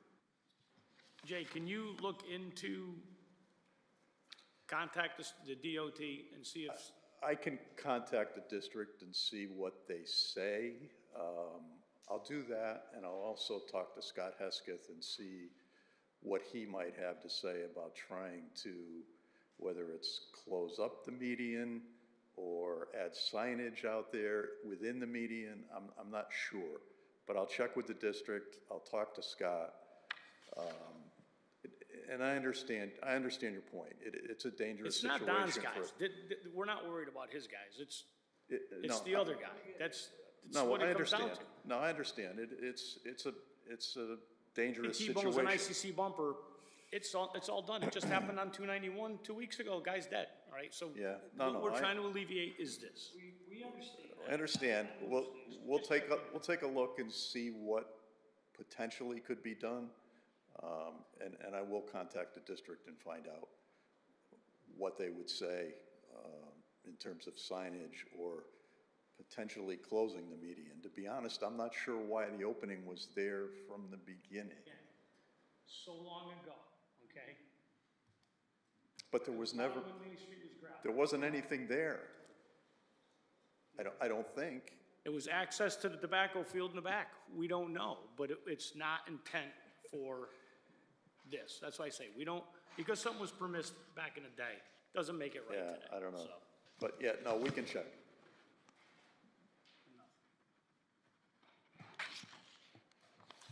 Can I get a motion on application 2619P? You may. I would like to approve motion, application 26-19P, McDonald's Corporation site modification with standard approval conditions, plus, number 3, this application is subject to the conditions of approval of the Inland Wetlands Agency and Conservation Commission, including bonds in the amount of $5,000 to ensure compliance with the erosion and sediment control measures, and $20,000 to ensure establishment of stormwater systems. And there are some additional conditional approvals. Number 12, in accordance with section 6.4.8, a parking modification of 4 spaces has been granted. And lastly, number 13, new deeds reflecting the lot revision shall be filed on the land records. I have a motion, I have a second. Any discussion? All in favor? Aye. Any opposed? Motion passes.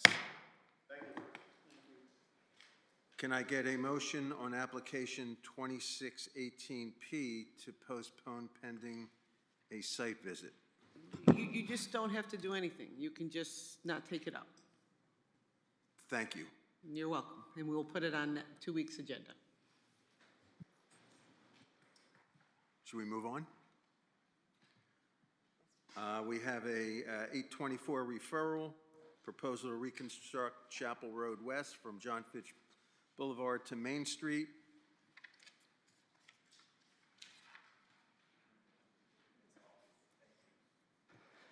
Evening, Council, or Commission, I should say. I'm here to discuss the proposal to reconstruct Chapel Road, as you said, west from John Fitch Boulevard to Main Street. This will include a full-depth reconstruction, which is removal of the existing pavement structure and base material, installing new process aggregate, installing new drainage structures and pipes, installation of new curbing and pavement, and then installation of shower markings for sharing the road with cyclists, as well as restoration of any disturbed driveways and lawn areas. Just to give a brief background on this project, this was first introduced at a public information meeting back on December 18th in 2024, where 2 different concepts were provided and I apologize for not having the screens here to show you the new typical cross-section that we're showing, but I think the pamphlets I handed you suffice for this conversation.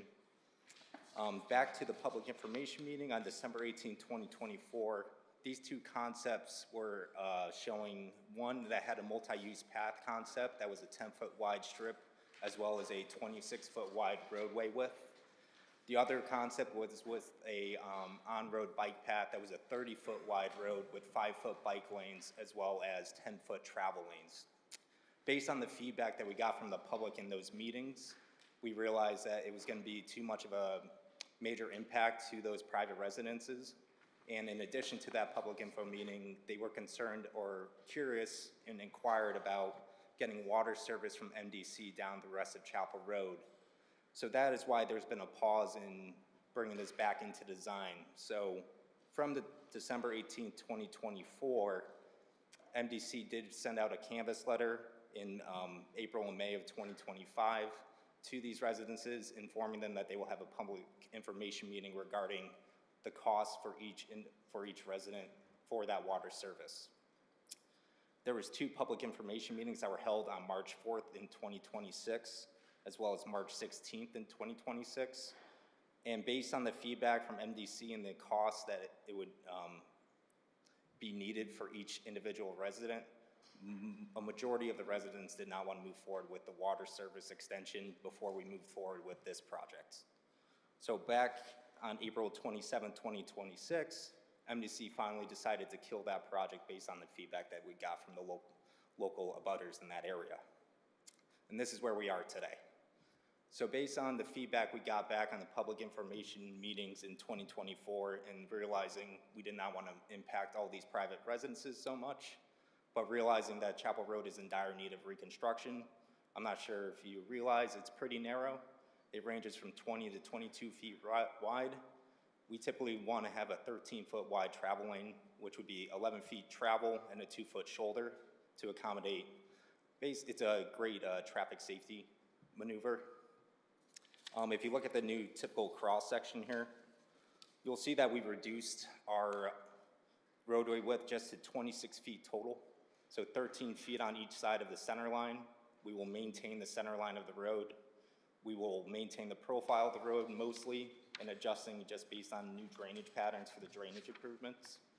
And we will provide a 2-foot shoulder as well as shower markings in the center of each travel lane every 250 to 500 feet and share the road markings for cyclists because that is a priority bikeway that leads down to the Main Street bike path by the bridge. And if you flip onto the other sheet, you'll see just some concept images of what this could look like on Chapel Road. It's a very simple design. Really, we're just trying to not disturb the essence of that neighborhood, but improve it because the roadway structure is in dire need of a repair. And we do want to accommodate cyclists as well because there is a bike path down on Main Street, as well as that being a bikeway itself. And I think this is a great median based on the feedback we got from the public information meeting. We don't anticipate many impacts to private residences, mostly temporary encroachments for grading, turf establishment, and reconstructing driveways. And we have not pursued any further design at this point just because we did incur costs on those conceptual designs before. So I wanted to get feedback from the town council, which approved this to allow me to come here today to present to everyone. And that is why we're in the concept phase for this. But if there are any questions, I would love to take them.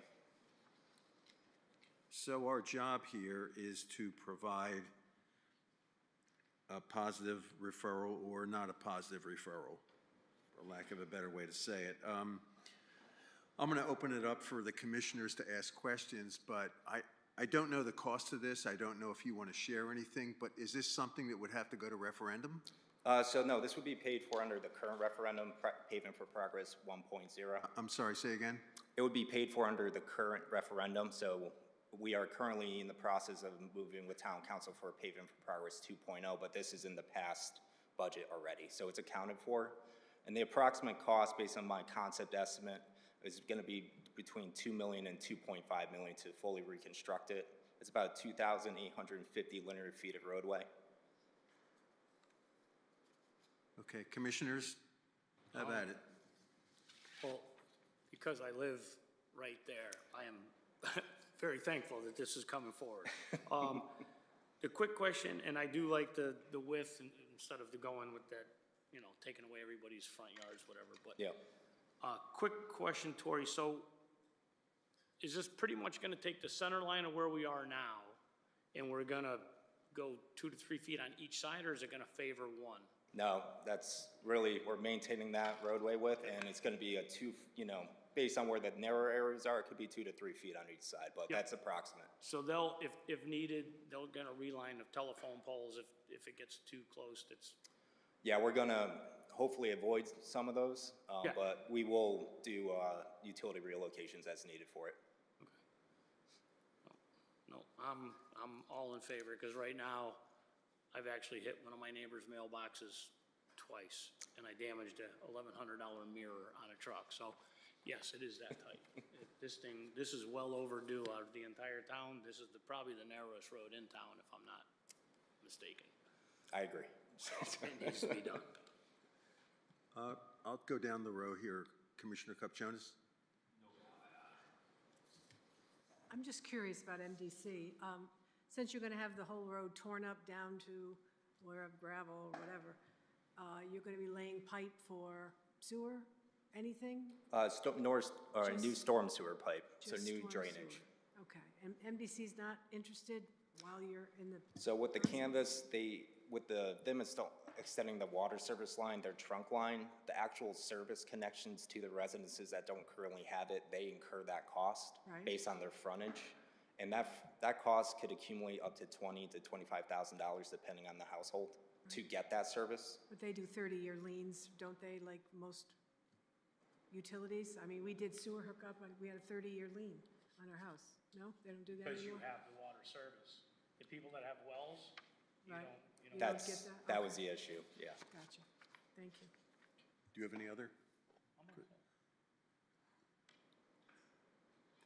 So if we provide a positive referral, any idea when this project would start and how long it would take? So we would go back to town council in their September meeting for approval of this resolution to go to design and construction. We already have an engineer locked in for a contract because they did the original design back in 2024. So it's really, I didn't want to move forward with that design until I got concurrence with the commission and council, so we weren't wasting town dollars on the design before it was approved. My goal would be to get it into construction sometime next year, but that is depending on timing of the designer. So I would say it'd be in the next year to 2 years in construction, hopefully. Okay.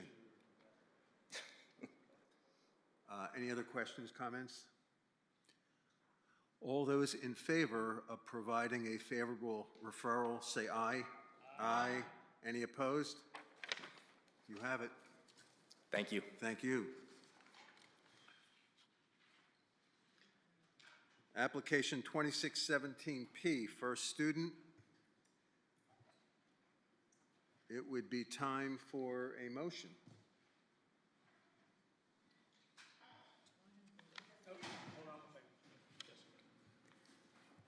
Just wanted to note that we have the additional conditions based on the conversations. I'm just going to highlight the ones that were drafted very quickly. It was regarding the physical barrier, which was noted like a wheel stop or, excuse me, a wooden guide rail at the edge of the gravel parking lot for the bus parking. There was also comment about a 4-foot wide lawn strip between the gravel parking lot and the infiltration basin, as well as a emergency spillway measure at the infiltration basin. And then the last one was noting just the conditions of the 3 lots being seen as a lease area for zoning consideration, but once the property is no longer used under the lease, the 3 lots would need to comply with the zoning regulations. Thank you. So these would be conditions added to the existing conditions.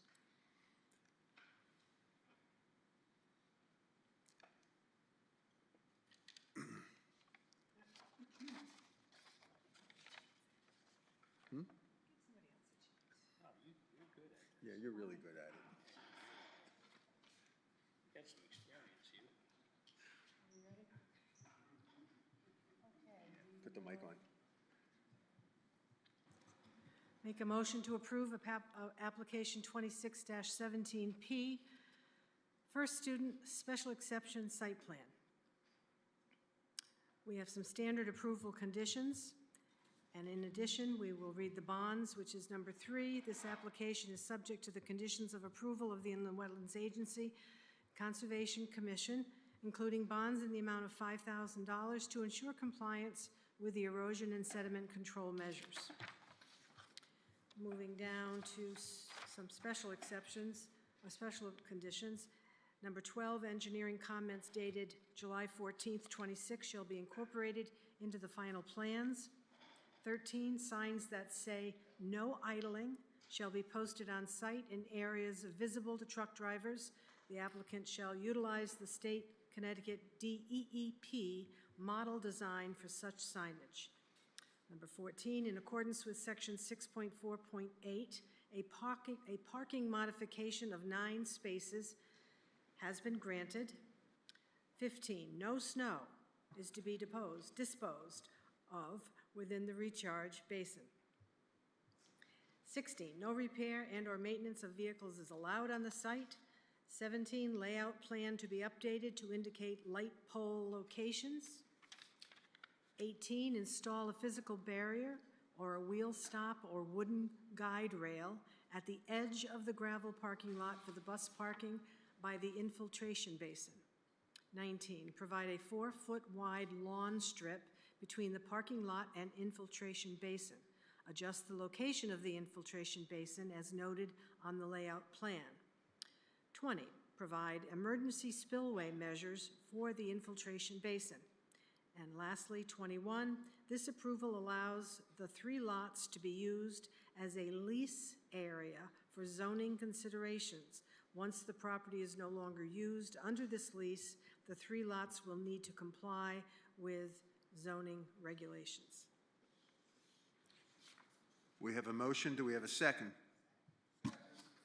We have a motion. We have a second. Discussion. Any discussion? All those in favor, say aye. Aye. All those opposed? Nay. I'm sorry, I don't know your name. I'm Brenna. Brenna? Yes. Hi, Brenna. Could you do roll call for me, please? Does this include Kilburn as well? No, it does not.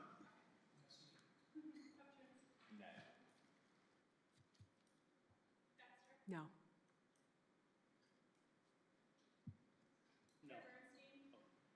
Aye. Commissioner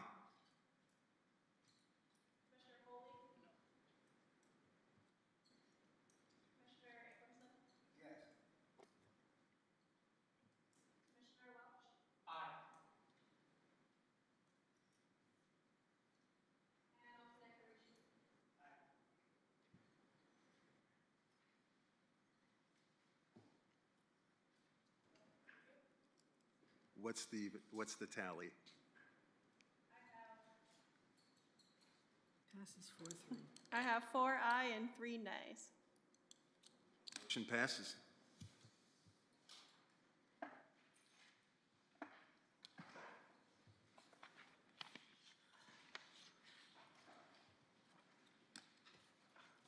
Next, we have bonds. Commissioner Welsh? The following bonds are for July 14th, 2026 to Planning and Zoning Commission. The IWACC bonds for application 2442P, Aldi erosion and sedimentation, amount 5,000, reduction 5,000, balance 0. Landscaping bonds for application 24-42P, Aldi, Amount, $20,000. Reduction, $20,000. Balance, 0.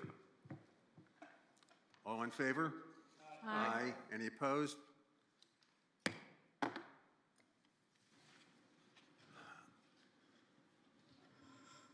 Any old business? I just want to remind everybody that you did get a notice about FOI training, I believe, coming up. If you need it sent out again, let us know. It is both in person, and I think they're giving you the option to be able to Zoom in as well. And for those, I think it will be recorded if you absolutely can't make it during that time. So that is coming up, I believe, next week or the week after. Okay, thank you. And I do have some other business, if you're at other business. We are at other business. Thank you. Okay. So there's a couple things that I just want to just touch base with you on. We've been meeting with developers on different things. And so I have one thing related to our town center regulations, our overlay zone there. If you may recall, we wrote those regulations about 2015, and we put in, you know, the ratio of residential to commercial and that kind of stuff. We since wrote regulations in 2021 or somewhere around there for our Buckland Gateway Zone, and we kind of refined how we described residential and how you calculated it. And so what I would like to do, because we're dealing with a developer who's going to be putting a proposal together, is I'd like to take the language that we use in the Buckland Gateway Zone and use it in the town center zone, just so we're consistent with how we're looking at our residential versus commercial.